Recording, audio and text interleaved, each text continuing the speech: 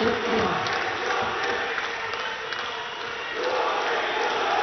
اللہ الرحمن الرحیم.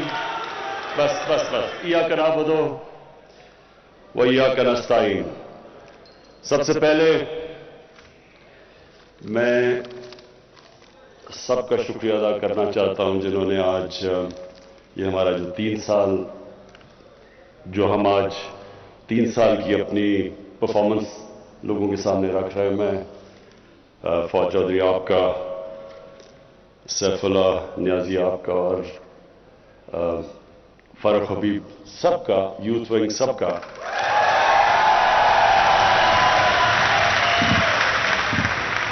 کہ اور ایک منٹ اس کے علاوہ ہاں یوتھ ونگ کا شکریہ ادا کر دیا. اب میں سب کو ویلکم کرتا ہوں یہاں.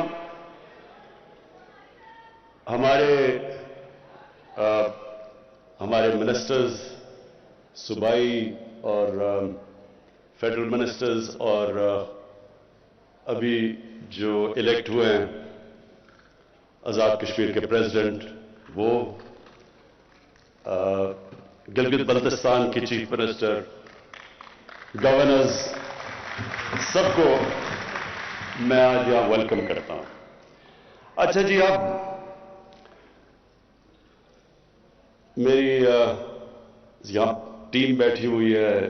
میں ابھی فیصل جاوید کو دیکھ رہا تھا کہ یہ اتنا وہ دھرنا مس کرتا ہے کہ وہ جب مائک مل جائے وہ چھوڑتا ہی نہیں. اب مائک اس کو یاد آ جاتا ہے وہ.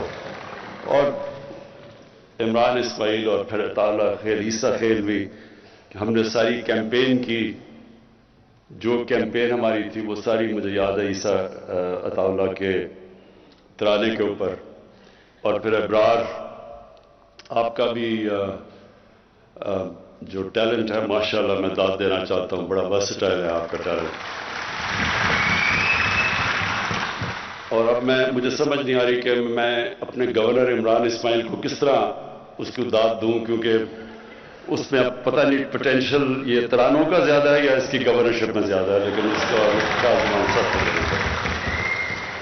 اچھا جی، میں یہ 3 سال جو ہماری پرفارمنس ہے وہ آپ کے سامنے رکھنے سے پہلے میں ایک چیز، کیونکہ میں جو یوتھ ہے یہ ہمارا فیوچر ہے، ہماری زیادہ تر آبادی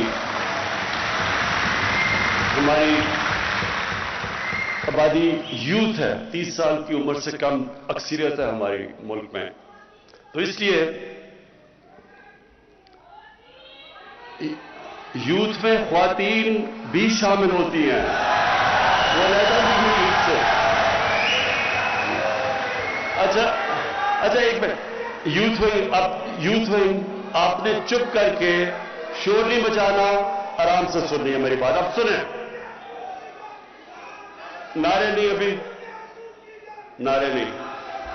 اچھا جی سنیں، میں سب سے پہلے اپنی صرف یہاں بھی لیکن سارے پاکستان کی یوتھ کے لیے جو پیغام میں آج دینا چاہتا ہوں وہ یہ کہ دیکھیں، جب ہم 5 وقت کی نماز میں، وہ کئی 5 وقت پڑھتے ہیں کئی نہیں پڑھتے، لیکن نماز میں ہم ایک چیز مانگتے ہیں، اور وہ ہے کہ اللہ ہمیں ان کے راستے پہ لگا جن کو تو نے نعمتیں بخشیں،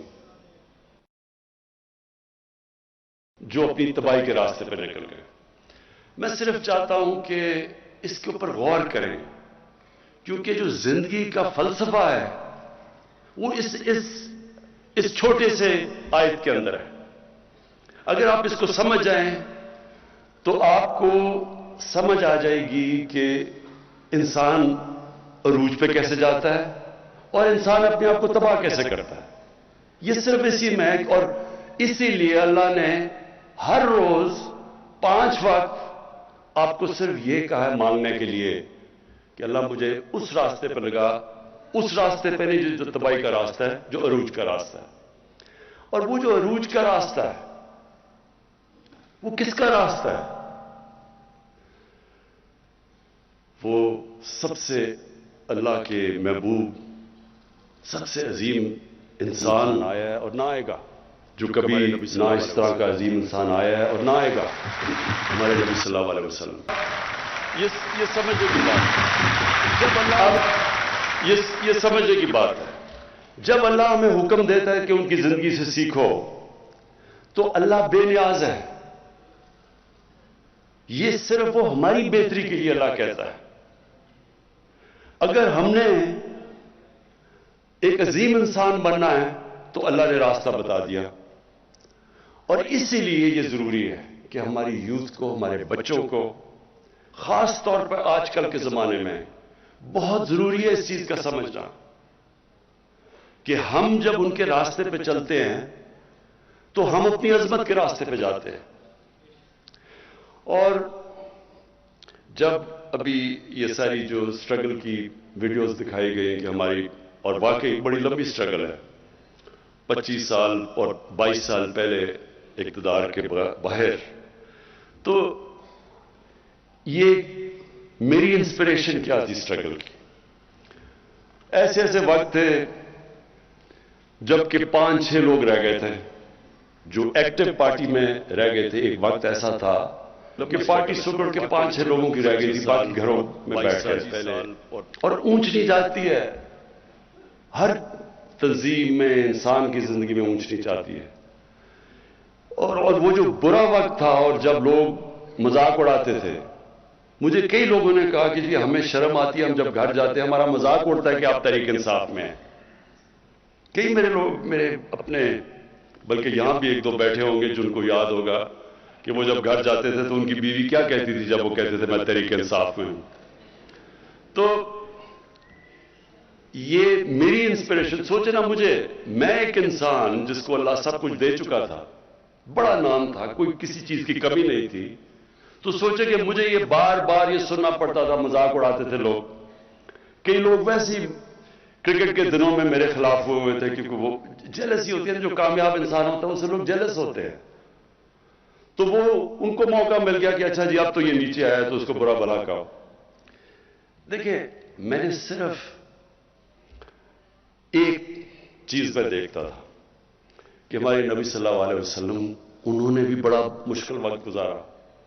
اللہ کے حبیب تھے، انسان جس کو سب سے زیادہ اللہ پسند کرتے تھے. تو اگر اللہ ان کو 13 سال ان کی زندگی اگر آپ اسٹڈی کریں تو کتنے مشکل وقت سے وہ گزرے تھے. کوئی ضرورت نہیں تھی ان کو، کامیاب تھے، وہ خوش تھے، کامیاب بزنس مین تھے، تاجر تھے، کوئی ان کو ضرورت نہیں تھی. سارے عزت کرتے تھے، صادق اور امین تھے، فیصلے کرانے کے لیے سارے ان کے پاس جاتے تھے. تو ایک دم جب وہ رائے حق پہ آئے تو لوگوں نے مذاق اڑایا ان کا، کیا کیا نہیں کیا ان سے، اور وہ کتنی تکلیف سے گزرے. تو میں ہمیشہ ان کی زندگی سے سیکھتا تھا کیونکہ ہمیں قرآن میں حکم تھا. اور یہ آپ سب کے لیے، اور میں خاص طور پر اپنے یوتھ کے لیے کہنا چاہتا ہوں. دیکھیں، یہ جو 2 راستے ہیں کہ ان کے راستے پہ لگا جن کو نعمتیں بخشی، تو کیا وہ نعمتوں کا راستہ آسان راستہ ہے؟ اگر آسان ہوتا تو سب سے زیادہ نعمتیں تو انہوں نے نبی صلی اللہ علیہ وسلم کو بخشی تھی، تو ان کا تو بڑا مشکل راستہ تھا. کہنے کا مقصد یہ ہے کہ جو ایک قرآن کی ایک آیت ہے کہ جس کو تم اپنے لیے اچھا سمجھتے ہو وہ برا ہے، وہ کئی دفعہ تمہارے لیے برا ہے، اور جس کو تم برا سمجھتے ہو وہ اچھا ہے. مطلب یہ کہ کبھی بھی برے وقت سے ڈرنا نہیں چاہیے. جب میں پہلی دفعہ جب پرائم منسٹر بنا تو میں نے پہلی بات کی کہ یہ مشکل وقت ہے لیکن گھبرانا نہیں ہے، کیونکہ مشکل وقت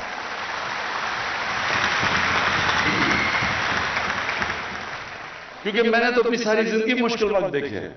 جب آپ سپورٹس کھیل رہے ہیں اور اوپر کوشش کر رہے ہیں کہ سارے ملک میں ٹاپ 11 کھلاڑیوں میں آؤ، پھر دنیا کا مقابلہ کرو، تو وہاں تو اونچ نیچ ہوتی ہے، ہار جیت ہوتی ہے.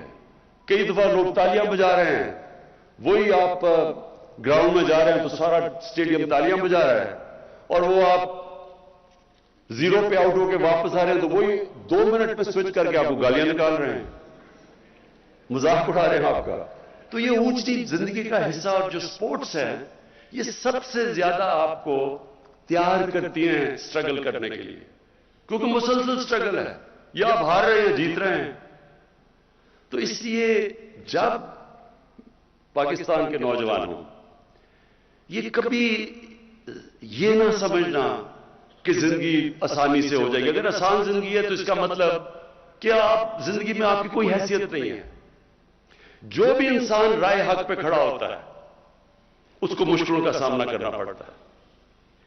جو بھی اللہ نے پیغمبر دنیا میں بھیجے وہ ساروں نے مشکلوں کا سامنا کیا، اور وہی آپ مانگتے ہیں وہ راستہ۔ لوگ چاہتے ہیں آسانیاں، لیکن راستہ مانگ رہے ہیں نعمتوں کا، جس کو اللہ نے نعمتیں بخشی ہیں۔ تو پہلے میں صرف آپ کو یہ تیاری کرنا چاہتا ہوں کہ دیکھیں، یہ کبھی نہ سمجھیں کہ جب مشکل وقت آتا تو رونا دھونا شروع کر دیں اور مشکل وقت آیا کیوں۔ وہ تو اللہ کا ایک نظام ہے اونچی، اور جب مشکل وقت آتا ہے اگر آپ مشکل وقت کو صحیح طرح سمجھ لیں اور اینالائز کر لیں تو وہی آپ کا عروج کا راستہ بن جاتا ہے۔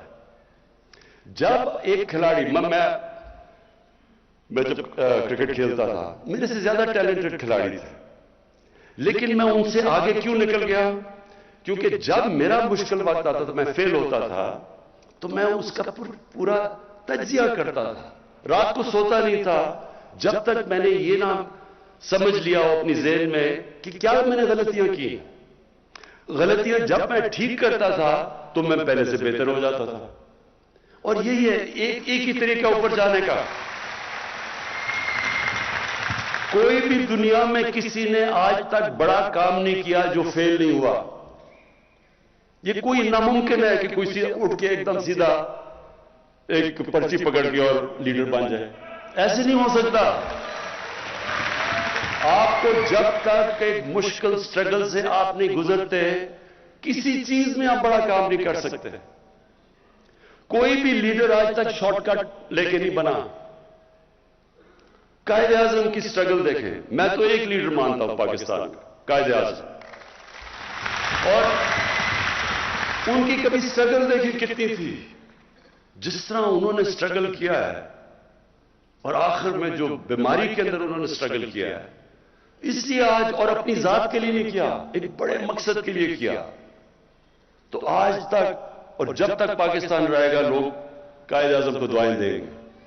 تو اس لیے کوئی بھی آج دنیا میں لیڈر اٹھا دے وہ ایک سٹرگل کر کے اوپر آتا ہے، اور سٹرگل ہوتی ایسے ہے کہ جب آپ نیچے آتے ہیں آپ ہاتھ نہیں کھڑے کر دیتے، آپ دیکھتے ہیں کہ میں کیا غلطیاں کر رہا ہوں، پھر ان کے اوپر محنت کرتے ہیں، وہ غلطیاں دور کرتے ہیں، اور پھر پہلے سے زیادہ اوپر چلے جاتے ہیں۔ تو اس لیے یہ جو 3 سال تھے ہمارے، بڑے مشکل سال گزرے ہیں۔ مشکل سال اس لیے گزرے کہ پہلے تو ملک کو بینکرپٹ کر کے چلے گئے۔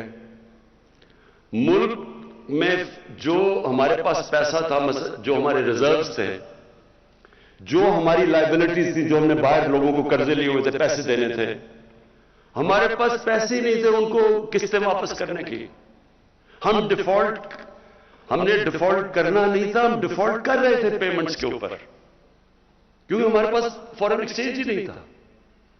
ہماری جتنا ہم نے باہر پیسے دینے تھے ہمارے پاس اتنے ریزروز ہی نہیں تھے۔ تو تب ہم نے حکومت سنبھالی تھی۔ پاکستان کی تاریخ کا جو سب سے بڑا جس کو خسارہ کہتے ہیں، ڈیفیسٹ کرنٹ اکاؤنٹ کا، کہ ہمارے ملک میں کبھی اتنا بڑا، تقریباً 20 ارب ڈالر کا ڈیفیسٹ تھا، اتنا بڑا، یعنی کبھی اتنا بڑا ڈیفیسٹ نہیں آیا۔ اس کی وجہ سے ہمیں اگر یہ نہ مدد کرتے ہماری سعودی عربیہ، یو اے ای اور چائنا، اس وقت ہماری یہ نہ مدد کرتے تو یہ جو مہنگائی اور جو مشکل وقت گزری ہماری قوم، وہ کچھ بھی نہیں ہے جو ہم نے گرنا تھا کہ جس طرح روپے نے نیچے جانا تھا۔ کیونکہ اگر ہمیں پیسے نہ یہ باہر دیتے اس وقت مشکل وقت میں تو روپے نے گر جانا تھا اور نیچے۔ جب جتنا بھی روپیہ گرا اس سے بھی آپ سب کے سامنے ہے جو مہنگائی آئی پاکستان میں، کیونکہ جتنی چیزیں باہر سے آنی تھی، تیل، بجلی، اس کی وجہ سے ساری چیزیں مہنگی ہو گئی۔ تو اس وقت ہمیں جو سامنا کرنا پڑا، ایک نئی ٹیم تھی، یا تو ہمیں تجربہ ہوتا، ہماری ٹیم بھی نئی تھی، اور اس کے بعد پھر ایک ایشو نہیں آیا. پہلے تو کرائسس آیا, اس کے مشکلوں سے IMF کے پاس جانا پڑا, پیسے نہیں تھے ہمارے پاس, مجبوری IMF کے پاس جانا پڑا. اور جب IMF کے پاس آپ جاتے ہیں تو جس طرح کوئی بھی جو جس سے آپ قرضہ لیتے ہیں وہ پوچھتا ہے کہ میرا پیسہ واپس کیسے کرو گے, اور وہ پھر شرائط لگا دیتا ہے کہ میرے پیسہ واپس کرنے کے لیے آپ کو بجلی بھی مہنگی کرنی پڑے گی کیونکہ بجلی میں خسارہ ہے, آپ کو روپے کی قیمت گرانی پڑے گی, آپ کو ٹیکس لگانے پڑیں گے. اور جب وہ IMF کی آپ شرائط پہ چلتے ہیں تو عوام کو تکلیف ہوتی ہے, عوام مشکل وقت سے گزرتی ہے. تو ہم اس مشکل وقت سے سال کے بعد نکل ہی رہے تھے کہ کرونا آ گیا. کرونا سے پہلے بھی ایک چیز ہوئی, پلوامہ آ گیا.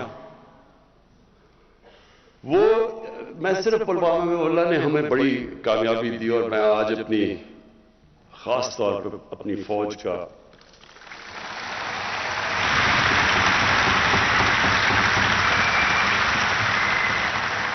خاص طور پہ ان کا اس لیے شکریہ ان کا ادا کرتا ہوں, اللہ کا شکر کرتا ہوں کہ ہمارے پاس ایسی فوج اور ایئر فورس ہے.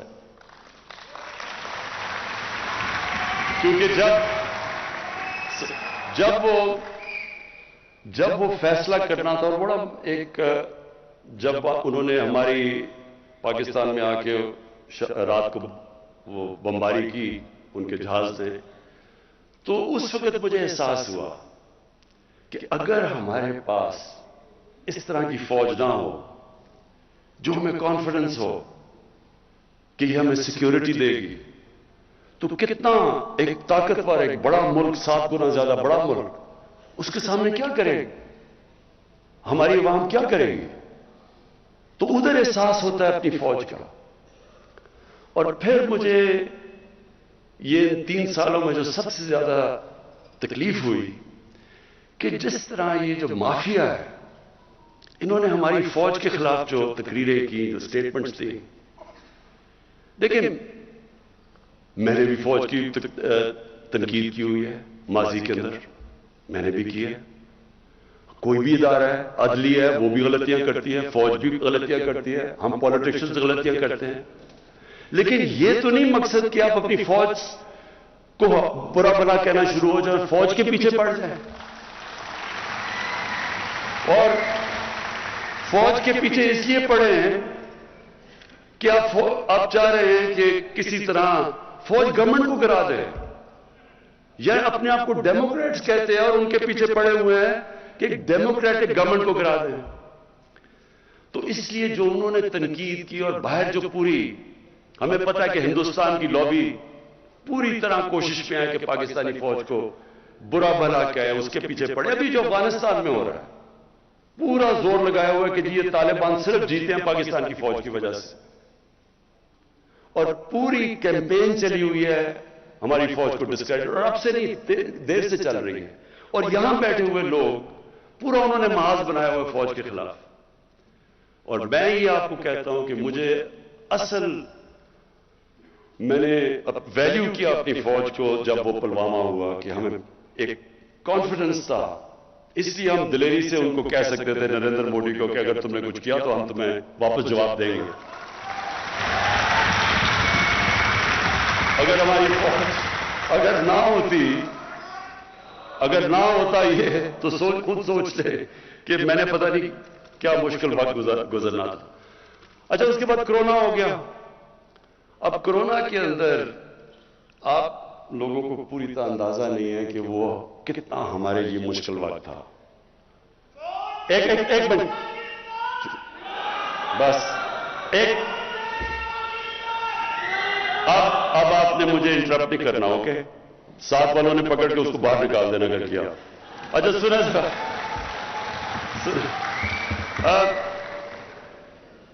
دیکھیں مشکل کیا تھا. ہم دیکھ رہے تھے باہر, وہاں جناب اسپین کے اندر, اٹلی کے اندر, انگلینڈ کے اندر وہ ان کے ہاسپٹل بھرے ہوئے ہیں, لوگ سڑکوں پہ ہیں. ان کے یعنی جو ملک جن کے پاس ہمارے سے 30-40 گنا بڑا جی ڈی پی تھا, دولت تھی, وہاں ہم حالات دیکھ رہے تھے. اور وہ ساروں نے لاک ڈاؤن کیا ہوا تھا. پھر ادھر سے دیکھا جی نریندر مودی نے بھی لاک ڈاؤن کر دیا. تو ساروں نے ہمیں پریشر ڈالا کہ آپ بھی لاک ڈاؤن کریں، اور وہ بہت مشکل وقت تھا۔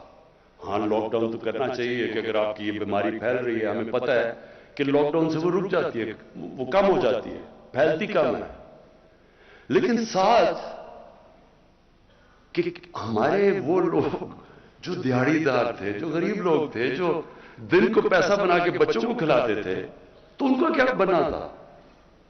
اور بڑی ہماری اپوزیشن کے ممبرز نے تنقید کی، اور لوگ میری اپنی پارٹی میں بھی کئی لوگ گھبرا گئے کہ ایک دم یہ ہو رہا ہے، اور اگر اور پھیل گیا ہمارے ہاسپٹل سے پریشر پڑ گیا۔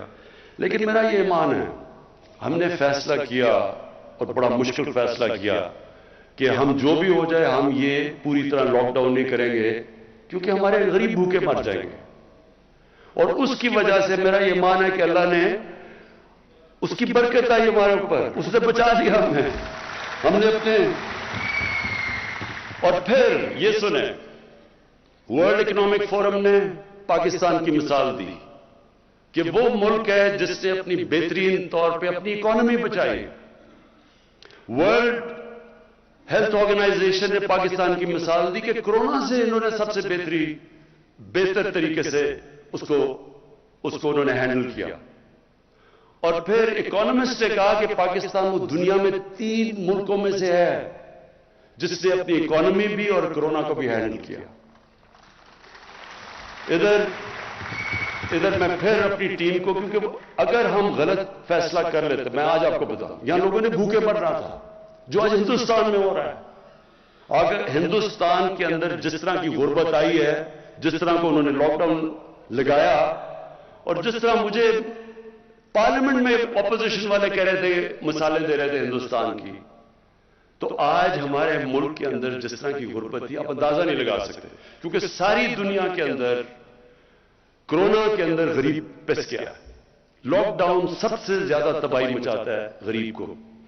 تو اس میں اپنی جو ٹیم تھی میری این سی او سی کی، اسد عمر اور ڈاکٹر فیصل، میں خاص طور پہ آپ کو خراج تحسین آج پیش کرنا چاہتا ہوں کہ بڑے ہمارے اچھے فیصلے ہوئے اور اللہ نے ہمیں وہاں سے نکالا۔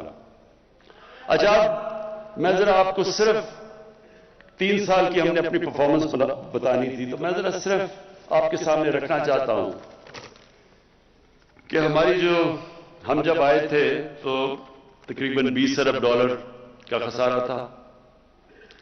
آج وہ خسارہ 3 سال کے بعد $20 ارب سے $1.8 ارب پہ رہ گیا۔ ہمارے فورن کرنسی ریزروز جب ہم آئے تھے تو پورے ملا کے $16.4 ارب تھا، اور آج ماشاءاللہ ہمارے $27 ارب پہ ریزرو چلے گئے ہیں۔ ہمارے جو ٹیکس کلیکشن تھی، یعنی کہ دیکھیں جب ایک گھر میں مثلا ایک گھر جب مقروض ہو جاتا ہے تو وہ کیا کرتا ہے؟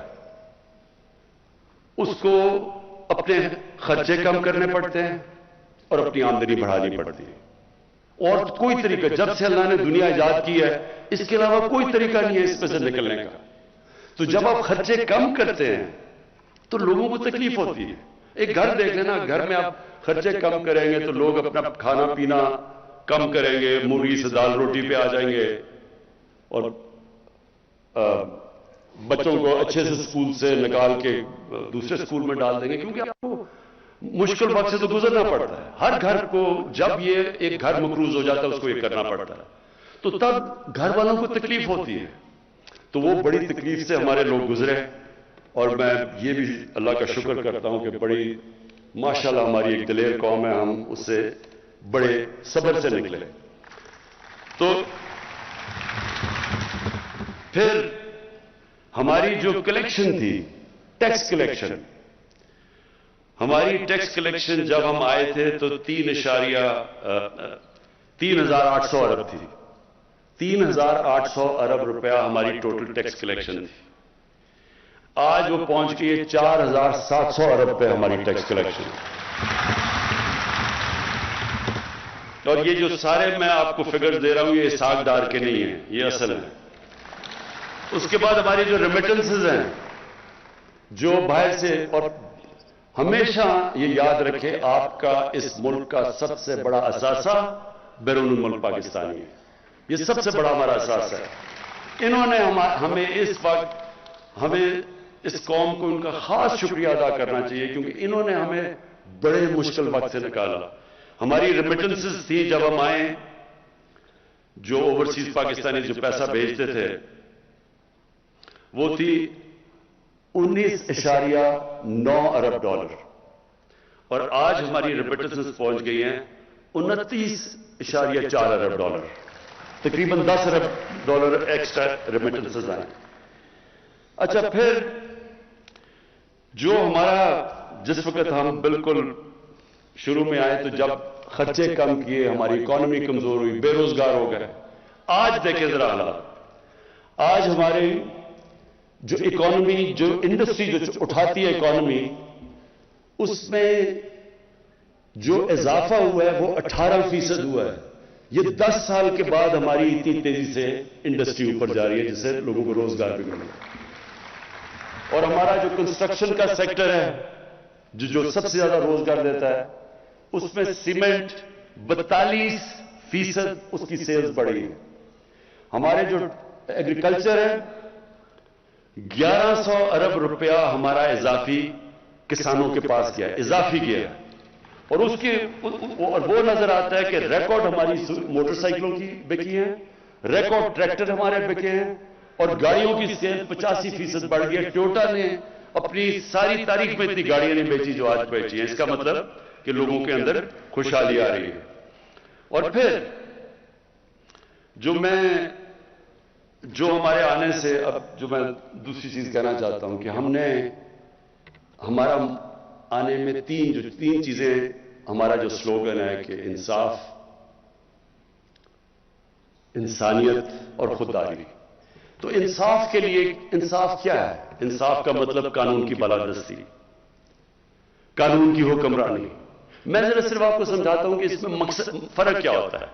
جدھر قانون کی حکمرانی ہوتی ہے وہاں سب قانون کے سامنے ایک برابر ہوتے ہیں. جب طاقت کی حکمرانی ہوتی ہے تو طاقتور کے لیے قانون اور کمزور کے لیے دوسرا. میں آپ کو ایک مثال دیتا ہوں جو پاکستان میں، اگر آپ کو آسانی سے آپ سمجھ جائیں گے کہ اصل میں ہمارا ملک کا سب سے بڑا مسئلہ کیا رہا ہے، اور وہ ہے کہ یہاں رول آف لا، قانون کی حکمرانی نہیں ہوئی. آصف زرداری 88 سے لے کے 90 تک پیپلز پارٹی کی حکومت پاور میں تھی. 90 کو ان کی گورنمنٹ جاتی ہے اور نون لیگ آ جاتی ہے. Asif Zardari prime minister house سے سیدھا جیل میں چلے جاتے ہیں کرپشن پہ. 93 کے اندر نون لیگ کی حکومت چلی جاتی ہے، پیپلز پارٹی واپس آ جاتی ہے. آصف زرداری سیدھی جیل سے اٹھ کے پرائم منسٹر ہاؤس. پھر 96 میں پھر پیپلز پارٹی حکومت جاتی ہے، وہ پھر پرائم منسٹر ہاؤس سے سیدھا جیل. اس کا مطلب کیا کہ جب وہ طاقت میں ہیں تو پاکستان کا قانون ان کو نہیں پکڑ سکتا. وہ صرف جب اپوزیشن میں جاتے تھے تو قانون پکڑ رہا. تو دیکھیں، یہ صرف میں آپ کو اس لیے مثال دے رہا ہوں. کوئی بھی ملک، یہ ذہن میں ڈال لیں، کوئی ملک ترقی نہیں کر سکتا جدھر رول آف لا نہیں ہوتا. اور اسی لیے مدینہ کی ریاست میں جب ان کے پاس خوشحالی نہیں تھی، تب شروع میں بڑا مشکل وقت تھا. شروع کے اندر تو پہلے 4-5 سال تو مشکل سے امت بچی تھی. جنگ خندق میں، جنگ احد میں مشکل سے بچے تھے. کھانا نہیں تھا، برے حالات تھے. لیکن قانون کی بالادستی قائم کی. قانون سے اوپر کوئی نہیں تھا. انہوں نے کہا، نبی صلی اللہ علیہ وسلم نے، کہ تمہارے سے پہلے بڑی قومیں تباہ ہوئی جدھر یہی طاقتور کے لیے، کمزور کے لیے دوسرا قانون. اور میری بیٹی بھی اگر قانون توڑتی ہے تو اس کو سزا ملے گی. کوئی قانون سے اوپر نہیں ہے.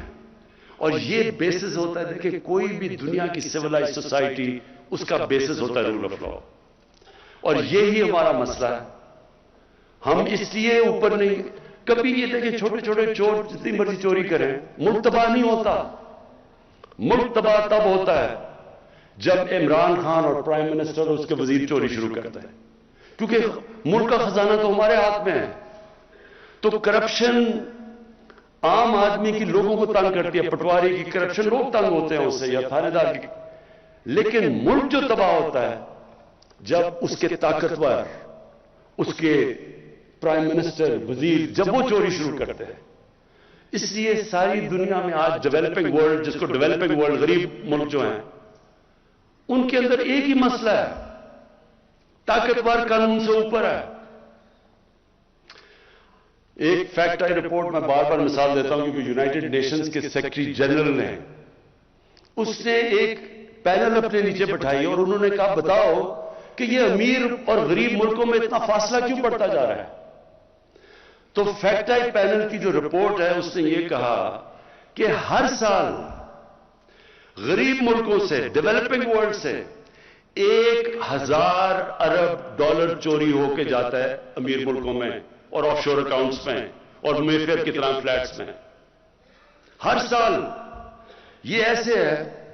میں آپ کو ایک اور مثال دیتا ہوں. جب انگریز ہندوستان میں آیا تو اورنگزیب کے جانے کے بعد ہندوستان کا جو سالانہ آمدنی تھی، جس کو جی ڈی پی کہتے ہیں، وہ 24% تھی دنیا کی جی ڈی پی. دنیا کا سب سے امیر خطہ تھا یہ. اور بنگال مغلوں کا سب سے امیر پروونس تھا.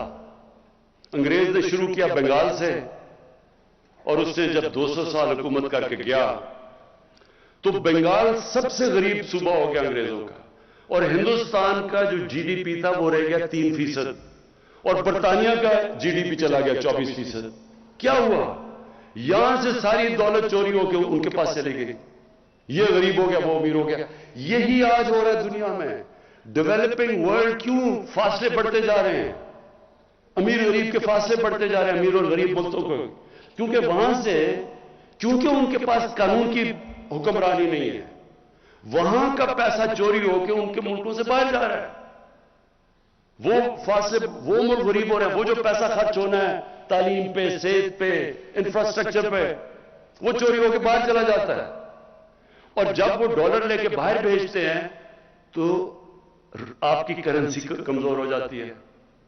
کیونکہ یہاں سے اندازہ، ایک رپورٹ تھی 10 سال پہلے کہ 10 ارب ڈالر ہر سال یہاں سے چوری ہو کے منی لانڈرنگ ہو کے باہر جاتا ہے. تو وہ اگر 10 ارب ڈالر نہ آپ روک لیں تو ہمیں آئی ایم ایف سے قرضہ ہی نہ لینا پڑے. تو یہ جو ہمارا مسئلہ نہیں، یہ ساری ڈیولپنگ ورلڈ کا مسئلہ ہے. اس لیے یہ جو رول آف لا ہے، طاقتور کو قانون کے نیچے لانا، یہ ایک جہاد ہے. اللہ قرآن میں کہتا ہے کہ میری زمین میں انصاف قائم کرو. یہ ہمارا فرض ہے.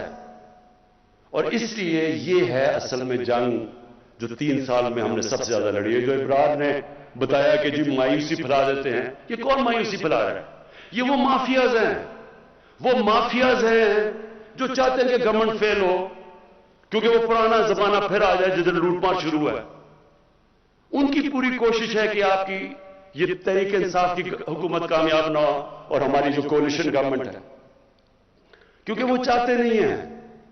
کیونکہ ان کے لیے آسان، یہاں سے ملک سے پیسہ نکالا، باہر لے گئے، باہر بڑے بڑے گھر اور پراپرٹیز لے لی. تو میں صرف اب آپ کو، ہم جب آئے ہیں ذرا میں آپ کو بتاؤں کہ فرق کیا پڑا ہے. کیا فرق پڑا ہے کہ ہمارے آنے سے پہلے. اب میں ذرا 2 آپ کو فگر دیتا ہوں. پنجاب کی پہلے بتاتا ہوں کہ پنجاب کی اینٹی کرپشن، انہوں نے نون لیگ کے 10 سالوں میں جو ٹوٹل پیسہ اینٹی کرپشن نے ریکور کیا تھا وہ 2.5 ارب روپیہ تھا. ہمارے صرف ابھی 3 سالوں میں پنجاب کی اینٹی کرپشن نے 450 ارب روپیہ اب تک ریکور کر چکے ہیں. یہی نیب تھی، یہی قانون تھے نیب کے. نیب نے اپنے 18 سالوں میں، ہمارے آنے سے پہلے 18 سالوں میں جو پورا اب تک پیسہ انہوں نے ریکور کیا تھا وہ 290 ارب روپیہ تھا. اور ہمارے 3 سالوں میں انہوں نے 519 ارب روپیہ ریکور کر چکے ہیں. اور اس لیے آپ دیکھتے ہیں بڑا شور مچا ہوا ہے. اچھا جی، دوسری چیز جو ہمارا دوسرا کوشش ہے ہمارا جو منشور ہے وہ ہے انسانیت. انسانیت کا مطلب یہ کہ بجائے ایک اسٹیٹ جو صرف قانون بنتے ہیں جس کو ایلیٹ کیپچر کہتے ہیں، سارے قانون، ساری بزنس، سارے فائدے ایک چھوٹے سے طبقے کو، امیر ہوتا جاتا ہے، غریب ہوتا جاتا ہے. یہ ہماری پہلی گورنمنٹ ہے جس نے فیصلہ کیا کہ ہم نیچے سے لوگوں کو اوپر اٹھائیں گے. اور یہ ہم کدھر؟ یہ مدینہ کی ریاست کا اصول تھا. پہلی دفعہ فلائی ریاست دنیا کی تاریخ میں مدینہ میں بنائی گئی تھی. تو ہم اسی پہ چل رہے ہیں اور ہم نے وہ پروگرامز کیے ہیں جو پاکستان کی تاریخ میں کسی نے نہیں کیے. 2 پروگرامز خاص طور پہ. ایک ہے ہمارا احساس کا پروگرام. ہمارا جو احساس کا پروگرام ہے، اس سے پہلے 110 ارب روپیہ صرف دیا جاتا تھا نچلے لوگوں کی مدد کرنے کے لیے، غریب لوگوں کی. اس سے ہم نے 260 ارب پہ لے گئے. 110 سے 260 ارب پہ ہمارا چلا گیا. ہم نے جو احساس پہ جب کرونا ہوا تو جو پیسہ خرچ کیا ہم نے احساس پہ،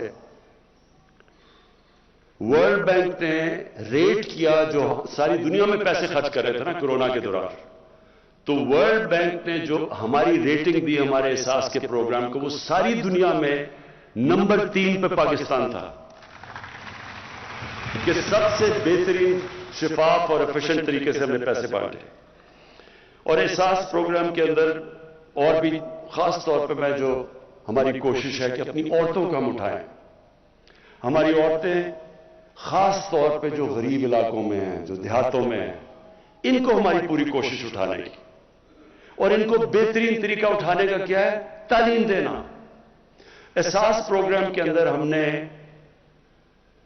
جو اسکولوں کے اندر اسکالرشپس رکھی ہیں بچیوں کے لیے، وہ بچوں سے زیادہ ہے، لڑکوں سے زیادہ ہے. اور جو ہم نے انڈر گریجویٹ اسکالرشپس دیے ہیں، وہ عورتوں کو بھی 50% ہے اور لڑکوں کو بھی، اسٹوڈنٹس کو بھی 50% ہے. کوشش کیا ہے. دیکھیں، میں یہ ٹی وی پروگرام دیکھتا ہوں، یہ آج کل یہ جو افغانستان کے اوپر پروگرامز ہو رہے ہیں، یورپ، ساری دنیا مغرب میں کہ جی وہ افغانستان کی عورتوں کی بڑی ان کو فکر پڑی افغانستان کی عورتوں کی. وہ جی پتہ نہیں طالبان کیا کر دیں گے عورتوں کو. کبھی دنیا کی تاریخ میں کبھی کسی نے باہر سے آ کے کسی ملک کی عورتوں کو حقوق دلوایا آج تک؟ کبھی کوئی دلوا سکا ہے؟ مجھے ایک دنیا میں ایک تاریخ کا طالب علم ہوں، مجھے کوئی دنیا میں یہ بتا دے کہ جی باہر سے کسی نے ملک میں آ کے تو کسی اور ملک کی عورتوں کو حقوق دلوا دیے. عورتیں خود حقوق دلواتی ہیں. ہماری عورتوں میں طاقت ہے اپنے حق کو اپنے کے لیے. ہم نے صرف ان کو تعلیم دینی ہے، ہم نے امپاور کرنا ہے. اپنے حقوق جو انگلینڈ میں یا حقوق یا جو ویسٹ میں دلوائے تھے، وہ کیا کسی نے فتح کر کے دلوائے تھے ان کو حقوق؟ ان کی اپنی موومنٹ تھی، عورتوں کی موومنٹ تھی، سفراجیٹس تھی. انہوں نے بڑی محنت کر کے اپنے حقوق لیے ہیں.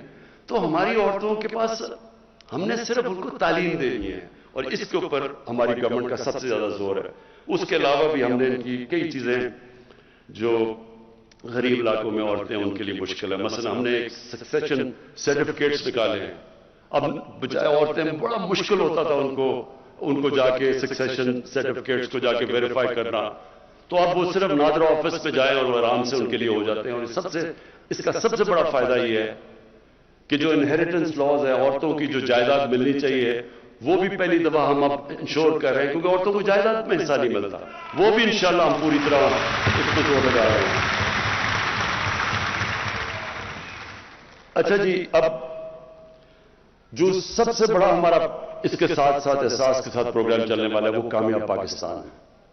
اس کی ہم پوری ڈیٹیلز کام کریں گے. بہت بڑا پروگرام ہے. اس میں جو ہماری 40 لاکھ نچلے غریب خاندان ہیں، ان کے لیے ہم 4 چیزیں کرنے لگے. سب سے پہلے ان کو قرضے، سود کے بغیر ان کو قرضے دیں گے. ہر غریب خاندان میں، جو 40 لاکھ غریب خاندان ہیں سب سے نیچے، ہر غریب خاندان کو ان میں سے ایک فرد کو سود کے بغیر قرضہ. اس کے بعد ایک فرد کو ٹیکنیکل ایجوکیشن، تاکہ وہ ہنر سیکھ سکیں. ہیلتھ کارڈ، ہیلتھ انشورنس، یعنی کہ ایک غریب گھر میں، وہ تو ہم پنجاب میں پختونخوا میں تو وہ کر چکے ہیں، پنجاب میں انشاءاللہ سال کے اینڈ تک سب کو ہیلتھ کارڈ مل جائے گا، ہیلتھ انشورنس.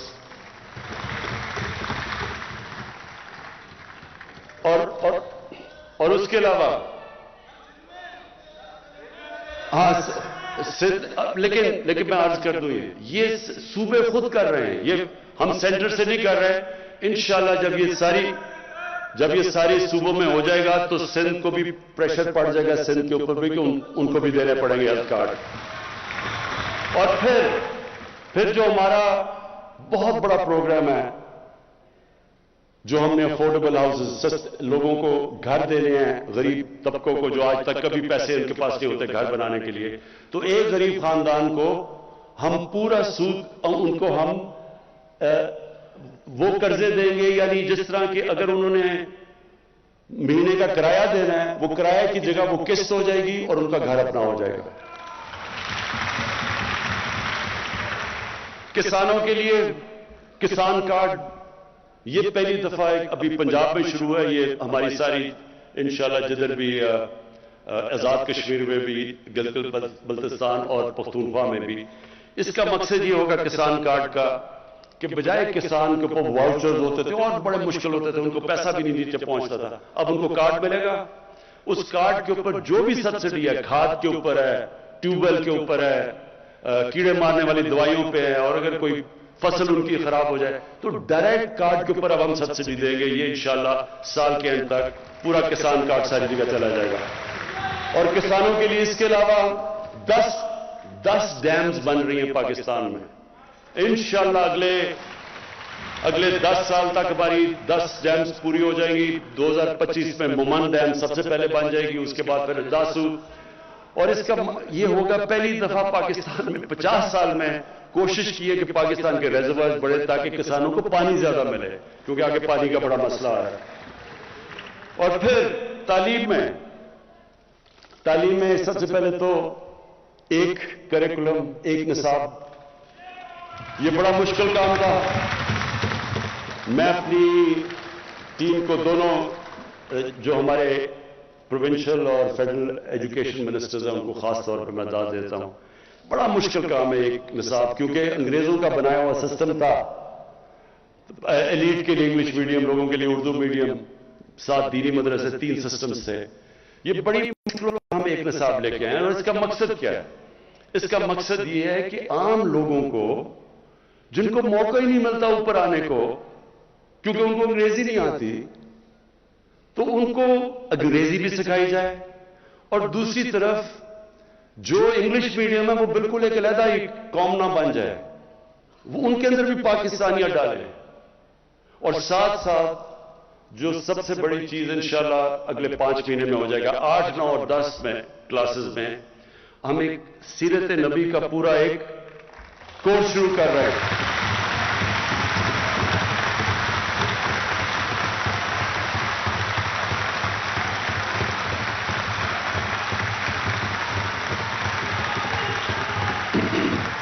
یہ اس لیے ضروری، یہ میں اس لیے سمجھتا ہوں کہ آج جتنا یہ ضروری ہے، کبھی مسلمانوں کی تاریخ میں کبھی یہ ضروری نہیں تھا. ضروری تو خیر ہمیشہ تھا، جس طرح میں نے شروع میں کہا کہ کوئی اس قرآن میں جب انہوں نے ان کو رول ماڈل بنا دیا ہماری بہتری کے لیے، جو ان کو فالو کرے گا وہ اوپر چلا جائے گا. جو مدینہ کی ریاست کے اصولوں پہ قوم کھڑی ہوگی وہ اوپر چلی جائے گی. یہ تو اللہ نے اس لیے ہمیں ان کی سنت پہ چلنے کو کہا ہے. لیکن مجھے احساس ہوا کہ ہمارے بچوں کو سمجھ ہی نہیں ہے. نہ قرآن پڑھ لیتے ہیں لیکن قرآن کی ان کو سمجھ نہیں ہے. لیکن ان کی زندگی وہ آسان ہے بچوں کے لیے سمجھنا، وہ تو ایک تاریخ کا حصہ ہے اور اس سے کیریکٹر بلڈنگ ہو. میں پھر سے کہتا ہوں، جب میں نے جو چیزیں آج کل دیکھ رہا ہوں، یہ موبائل فون کے بڑے فائدے ہیں، ٹیکنالوجی ہے، بچے کئی چیزیں اب سیکھ جاتے ہیں، نالج وہ مل جاتی ہے جو کبھی پہلے نہیں تھی. لیکن اس کے ایک نیگیٹو سائیڈ ہے. بچوں کو وہ مٹیریل اب موبائل فون پہ مل رہا ہے کہ ان کے لیے ہینڈل کرنا آسان نہیں ہے، اور اس کے بڑے اثرات آ رہے ہیں ہماری سوسائٹی کے اوپر۔ میں جب سے آیا ہوں، میں نے جب آئی جی سے ملتا ہوں اور ان سے میں پوچھتا ہوں کہ کرائم کی مجھے بتائیں کہ کون کون سی کرائم بڑھ رہی ہے۔ سب سے تیزی سے کرائم بڑھ رہی ہے پاکستان میں سیکس کی کرائم، بچوں سے زیادتیاں، ریپ، یہ بڑی تیزی سے بڑھ رہی ہے۔ اور پھر جو میں نے یہ جو مینار پاکستان میں دیکھا، یہ ہم سب کے لیے، یہ ہم ساری قوم کے لیے اس سے زیادہ شرمناک چیز نہیں ہو سکتی۔ تو اس لیے اور بھی ضروری ہے آج کہ ہم اپنے بچوں کی تربیت کریں، ان کی کیریکٹر بلڈنگ کریں، ان کو ٹیکنالوجی بھی سکھائیں، لیکن ان کے کیریکٹر ان کو بتائیں تو صحیح کہ انسان ہوتا کیا ہے۔ انسان صرف روبوٹ نہیں ہے جو صرف ٹیکنالوجی پہ چلتا ہے۔ انسان میں انسانیت تب آتی ہے جب اس کو پتا تو چلے کہ میں اچھے برے کی تمیز کیا ہے، میں دنیا میں کس لیے آیا ہوں، میرا حساب لیا جائے گا۔ انسان میں ایمان آتا ہے یہ نہیں آتا، یہ تو اللہ کا فیصلہ ہے، لیکن ہمارا کام ہے ان کو تربیت دینا، اپنے بچوں کو ان کو ایک قسم کے ان کو ہتھیار دینا تربیت سے، تاکہ وہ مقابلہ کر سکے کہ یہ بالکل ایک نئی قسم کی ان کے لیے انفارمیشن آ رہی ہے۔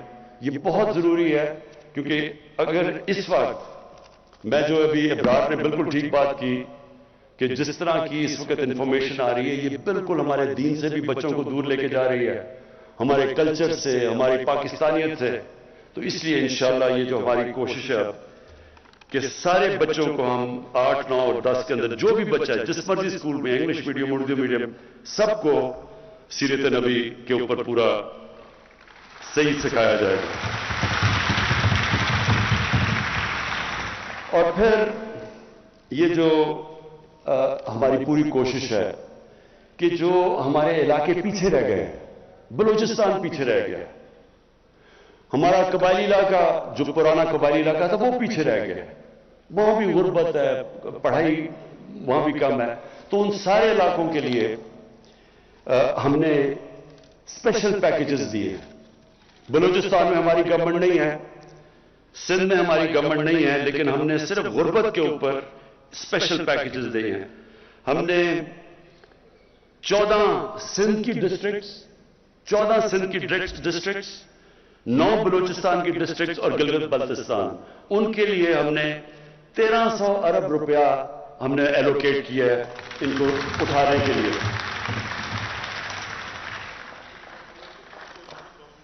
ہاں اچھا، ہم بلوچستان میں ہماری کولیشن کا فنڈ ہے۔ اچھا، اب میں آخری چیز پہ آ رہا ہوں، اور یہ بڑا ضروری ہے آپ سب کے لیے کہ دیکھیں، میں پاکستان کی پاکستان کی پہلی جنریشن ہوں۔ میرے ماں باپ ایک غلام ہندوستان میں پیدا ہوئے تھے، میں ایک پہلی جنریشن ہوں جو ہم ایک آزاد ملک میں پیدا ہوئے تھے۔ اور جب ہم بڑے ہو رہے تھے تو مجھے اپنے ماں باپ کی ہمیشہ یہ بات یاد رہی کہ تم کتنے خوش قسمت ہو کہ تم ایک آزاد ملک میں پیدا ہوئے۔ ہمیشہ ماں باپ نے مجھے یہ بتایا، اور مجھے بدقسمتی سے ہمارا جو راستہ ملک کا، ایک ہمارا بہت عظیم قائد اعظم ہمارے لیڈر تھے، میں ہمیشہ کہتا ہوں کہ غلام ہندوستان میں ایک آزاد ذہن تھا قائد اعظم، لیکن جو ہمارا جو ملک کا جو راستہ تھا ایک خوددار قوم بننے کا، بدقسمتی سے ایسی ملک میں لیڈرشپ آئی جنہوں نے دوسروں کے سامنے ہاتھ بھی پھیلا دیے، کبھی یہی نہیں سوچا کہ ہماری اپنی طاقت کیا ہے، کبھی کوشش نہیں کی اپنے پیر کھڑے ہونے کی۔ جب بھی ایک آدمی، ایک انسان، اللہ نے ہمیں بنایا ایسا ہے کہ جب ہم اپنے کوئی وساکیاں پکڑ لیتے ہیں یا کسی کے اوپر ڈیپینڈ کرتے ہیں تو ہم اپنی طاقت نہیں پہچانتے۔ مولانا رومی نے ایک دفعہ کہا کہ جب تمہیں اللہ نے پر دیے ہیں، چونٹیوں کی طرح زمین پہ کیوں رین رہے ہو؟ جب ہم اپنی طاقت ہی نہیں پہچانتے اور ہم لوگوں کے سامنے ہاتھ پھیلا دیتے ہیں. ہم اپنی عزت اور وقار کھو بیٹھتے ہیں. کبھی کوئی انسان کسی دوسرے انسان کی عزت نہیں کرتا جو دوسرے انسان کے سامنے ہاتھ پھیلاتا ہے. اور میں یہ 3 سالوں کے اندر جو سب سے مشکل مجھے چیز لگی وہ یہ کہ ہمارے ملک کے معاشی حالات اتنے ملکوں کے سامنے ان کے پاس جا کے مانگنا پڑا, قرضے مانگنے پڑے. اور میں آپ کو یقین دلاتا ہوں یہ سب سے مشکل چیز ہے, کیونکہ جو مرضی آپ کر لیں جی میرا دوست ہے, آپ دوست تو چھوڑیں, آپ اپنے ماں باپ سے بھی تیسری دفعہ پیسے مانگنے جائیں تو دیکھیں ماں باپ بھی تھوڑے بدل جاتے ہیں آپ کی طرف, آپ کے بھائی بہن بدل جاتے ہیں. یہ اللہ کے سامنے ہاتھ پھیلاؤ, اللہ خوش ہوتا ہے آپ سے. انسانوں کے سامنے ہاتھ پھیلاؤ وہ نیچے گر جاتے ہیں اس کے سامنے. اس لیے ہم نے یہ بڑا غلط راستہ جو چنا, اس کی وجہ سے ہم نے کبھی کوشش نہیں کی اپنا پوٹینشل کہ کتنا عظیم, کتنا بڑا تحفہ دیا اللہ نے. ہر قسم کی چیز ہے پاکستان میں. میں آپ کو یہ بتا دوں جس شعبے میں ہم ایگریکلچر پہ اپنی زراعت پہ زور ڈالیں گے اس پہ پاکستان اٹھ سکتا ہے. اس کے اوپر بھی کبھی توجہ نہیں دی. اس ملک میں جتنے منرلز دیے ہیں جو معدنیات ہیں اس کے اوپر بھی کبھی توجہ نہیں دی, کیونکہ صرف باہر ہاتھ پھیلائے ہوئے کہ ایڈ آتی رہے یا ہم امپورٹ کرتے رہے. سوچا ہی نہیں کہ اس ملک میں کیا کیا ہے اللہ. جو ٹورزم ہے میں آپ کو صرف بتاؤں کیونکہ میں دنیا میں پھرا ہوں, ٹورزم میں صرف پاکستان اتنا پیسہ بنا سکتا ہے کہ اپنے قرضے اتار سکتا ہے. صرف ٹورزم پہ کبھی کسی نے توجہ ہی نہیں دی کیونکہ چھٹیاں ان کی لندن میں تھی. کسی کو کیا پتا کہ یہاں پاکستان میں کیا پوٹینشل ہے. انڈسٹری کے اندر پاکستان کی انڈسٹری اٹھ رہی تھی, نیشنلائز کر کے ہم نے اپنی انڈسٹری ساری تباہ کر دی 70s میں. ہمارے بینکر دنیا کے اندر BCCI دنیا کے اندر 14-15 نمبر پہ بینک پہنچ گیا تھا.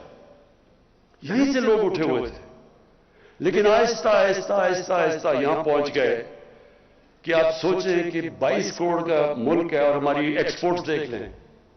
پچھلے 5 سال میں جو ان کے پچھلے والے نون لیگ کے 5 سال تھے, ایکسپورٹ بڑی نہیں. جو 5 سال پہلے تھی ان کے وہ اینڈ تک اتنی ایکسپورٹس تھی. جب ملک ایکسپورٹ ہی نہیں کرے گا اس کے پاس آمدنی کدھر سے آئے گی؟ کیسے ملک آگے بڑھ سکتا ہے؟ اور اس ملک میں کوشش ہی نہیں کی گئی انڈسٹریلائز کرنے کی. ڈی انڈسٹریل, ابھی جو آپ نے پیچھے دیکھا ہوگا کہ فیصل آباد میں لوگوں نے اپنی ٹیکسٹائل ملز کو چینج کر کے ہاؤسنگ سوسائٹی بنانی شروع کر دی. ہماری ٹیکسٹائل انڈسٹری جو مین تھی وہ نیچے چلی گئی. تو اس وقت جو ہمارا ملک جس راستے پہ ہے انشاءاللہ پہلی دفعہ ایکسپورٹس ہماری بڑھ رہی ہیں. ہمارا ریمیٹنسز جو ہمارا اوورسیز پاکستانی, یہ یاد رکھیں سب سے بڑا اثاثہ بیٹھا ہوا ہے. ابھی تو ہم نے ان کو پوری طرح ملک میں ماحول ہی نہیں پیدا کیا کہ وہ یہاں کے انویسٹمنٹ کریں, لیکن وہ ماحول پیدا ہو رہا ہے. ایز آف ڈوئنگ بزنس میں 28 پلیس پاکستان اوپر چلا گیا ہے, یعنی آسانیاں پیدا کر رہے ہیں ہم باہر انویسٹرز کے لیے. تو انشاءاللہ اور بزنس کانفیڈنس ابھی صرف جو اوورسیز پاکستانی چیمبر نے جو سروے کیا ہے پاکستان میں تقریباً 100%, 108% ایک سال کے اندر بزنس کانفیڈنس اوپر گیا ہے کہ یعنی کہ پاکستان کے حالات بزنس کے لیے بہتر ہو گئے. تو میں آپ بات کرنا چاہتا ہوں, دیکھیں اس ملک کو ہم نے اپنے پیر پہ کھڑا کرنا ہے. ہم نے جو فیصلہ کیا جب ہم نے کہا کہ ہم کوئی اپنے ملک کو استعمال آگے سے نہیں ہونے دیں گے. پہلے ہم نے امریکہ کے ساتھ شامل ہوئے, ہم ان کے فرنٹ لائن سٹیٹ بنے, افغانستان میں جہاد لڑی, پیسے انہوں نے دیے, جہادی ہم نے ٹرین کیے. جیسی روسی وہاں سے سوویت یونین چھوڑ کے گئی افغانستان, وہ بھی چلے گئے امریکی اور ہمارے اوپر سینکشنز لگا دی. اس کے بعد 9/11 آیا, ان کو پھر ہماری ضرورت پڑ گئی. افغانستان میں انہوں نے جنگ لڑی تھی, انہوں نے پھر پاکستان کو کہا کہ جی ہماری تمہیں ضرورت ہے. میری طرح کے لوگوں نے کہا کہ ہمیں اس جنگ میں شرکت نہیں کرنی چاہیے, یہ ہماری جنگ نہیں ہے. ہمیں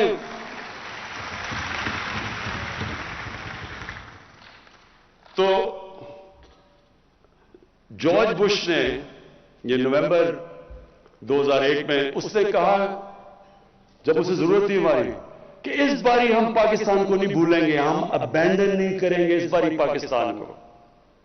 لو جی امریکہ کی جنگ میں شامل ہو گئے, کہا جی ہماری جنگ ہے, پیسے ان سے لے رہے ہیں, جنگ ہماری ہے, ہم ان کی مدد کر رہے ہیں اور وہی بمباری کر رہے ہیں ہمارے پہ.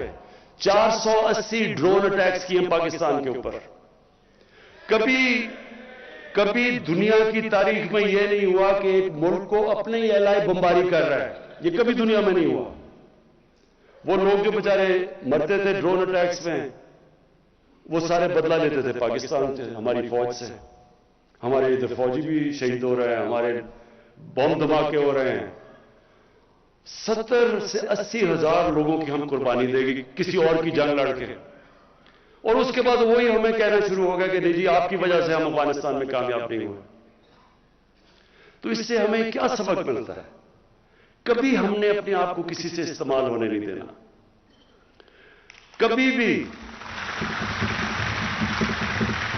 کبھی ہم نے اپنے لوگوں کو اس طرح نہیں ہم نے قربان ہونے دینا کسی اور کے لیے, کیونکہ انہوں نے تو کچھ نہیں اپریشیٹ کیا.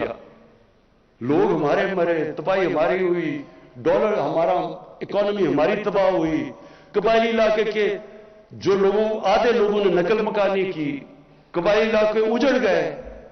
کیا ملا اس سے؟ اور وہ اس لیے کہ ہمیں غلط عادتیں پڑی ہوئی ہیں. ہمیں جی ایڈ مل جائے گی, چلو جی مدد کر دو کسی کی. تو اس لیے یہ جو خودداری ہے, دیکھیں ایک انسان, ایک قوم کھڑی تب ہوتی ہے, رسپیکٹ ہی دنیا میں تب ہوتی ہے جب وہ خوددار ہو.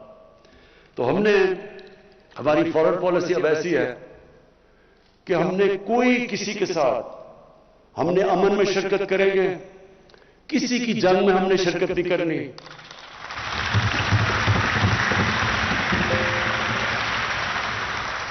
اور افغانستان کے اوپر میں آخری بات کر دوں کہ جو افغانستان میں ہوا, جس طرح 300 تقریباً 3 لاکھ افغان فوج لڑی نہیں. کئی لوگ کہتے ہیں جی دیکھیں بڑے بزدل ہیں وہ لڑے نہیں. یہ ذہن میں ڈال لیں کہ افغان قوم دلیر قوم ہے, نہ ڈر قوم ہے, لڑنے والی قوم ہے. اگر وہ نہ ہوتی تو 10 لاکھ افغانیوں نے شہادت دی تھی روسیوں کے خلاف. کوئی قوم اس طرح نہیں لڑی جس طرح انہوں نے اپنی آزادی کے لیے لڑا. تو سوچنے والی بات یہ ہے کہ کیوں یہ قوم نہیں لڑی, کیوں ان کی فوج نہیں لڑی. تھوڑے طالبان تو 70,000 تھے, 3 لاکھ یہ کی فوج تھی, ایئر فورس ان کے ساتھ, جدید ہتھیار ان کے پاس, ٹینکس ان کے پاس, کیوں نہیں لڑی؟ اور اسی کے اندر پتہ ہے کہ کیوں طالبان جیتے. وہ کیوں نہیں لڑے؟ وہ اس لیے نہیں لڑے کہ کرپٹ گورنمنٹ کے لیے, جو ایک کرپٹ گورنمنٹ ہے اس کے لیے کوئی نہیں لڑتا.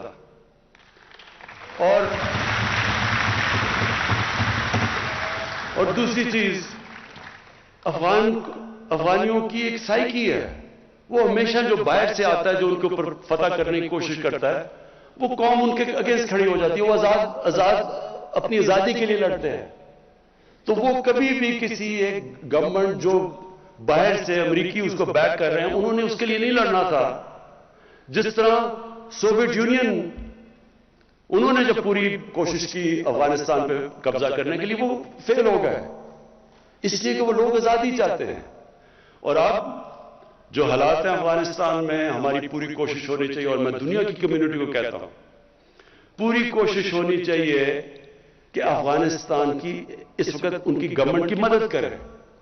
جو طالبان ہیں انہوں نے کیا چیزیں کہی؟ انہوں نے کہا کہ ہم سب کو شامل کریں گے. یہ بڑی زبردست چیز ہے. یہی تو چاہ رہے تھے دعا کے اندر جو ٹاکس تھی, اس میں کیا چاہ رہے تھے طالبان کہ انکلوسیو گورنمنٹ ہو, وہ مان گئے ہیں. ہیومن رائٹس ہے, وہ کہتے ہیں ہاں ہیومن رائٹس. ایمنسٹی انہوں نے سب کو معاف کر دیا ہے, اور انہوں نے کہا کہ ہم اپنی زمین استعمال نہیں ہونے دیں گے دہشت گردی کے لیے. یہی دنیا چاہتی تھی. تو جب انہوں نے یہ کہہ دیا ہے تو یہ کیا مطلب کہ نہیں جی وہ آگے پتہ نہیں اپنی زبان پہ کھڑے ہوں گے یا نہیں ہوں گے؟ بھئی جب نہیں ہوں گے تب دیکھیں، ابھی کیوں شروع ہو گئے ہیں؟